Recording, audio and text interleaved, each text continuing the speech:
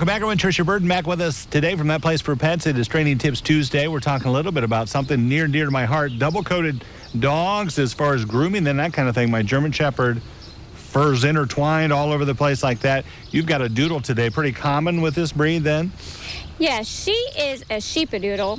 So she is an Old English sheepdog and a poodle mix, and she still has the double coat. Okay. And the poodle hair, so the double coat will shed, and then the poodle hair just continues to grow. Okay. So that when it sheds and it grows, then it catches and makes mats and causes a lot of issues if you don't keep them brushed. Summer comes in every 3 weeks and gets a bath in her face and her feet, trimmed up, and then she comes in every 6 weeks for a full groom.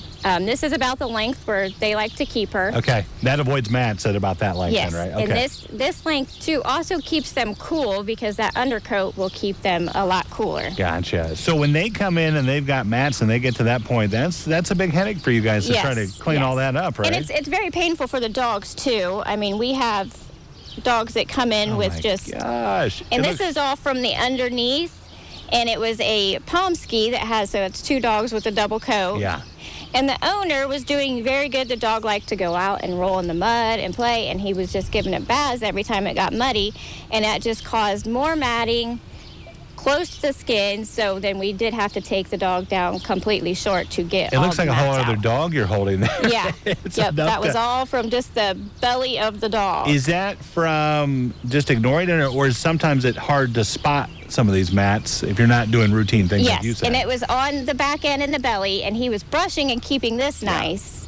But that underneath there where they don't really like for you to brush, and where they're sitting and laying, does cause a lot of matting, and giving them too many baths will cut the matting too. It just makes them worse and worse and tighter to the skin. Really? Okay. So if you were to recommend as far as brushing for a dog that has 2 coats like that, do you do that? Is that a daily thing?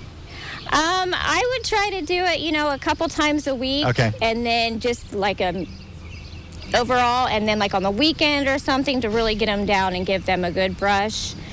On the doodles, like I said, if you keep them at a 6 to 8 week grooming appointment, that will keep them good, because also on the double coated dogs, if you keep their feet short and tidy, that will help keep them cool, and their bellies. Okay. If you keep their bellies really short, that will help cool them down without having to shave the whole body. You mentioned that's a common breed that has this issue. Are there other breeds that kind of get the double coat then? Any of your Huskies, okay. Australian Shepherds, you have, Border Collies. There's a lot of the double coated where people think that you can't do anything to groom them, but you can, as long as you don't go all the way down to the undercoat. Okay, be careful with that. Okay, good advice as always. Thank you so much. Appreciate it, Trisha. We'll be back right after this.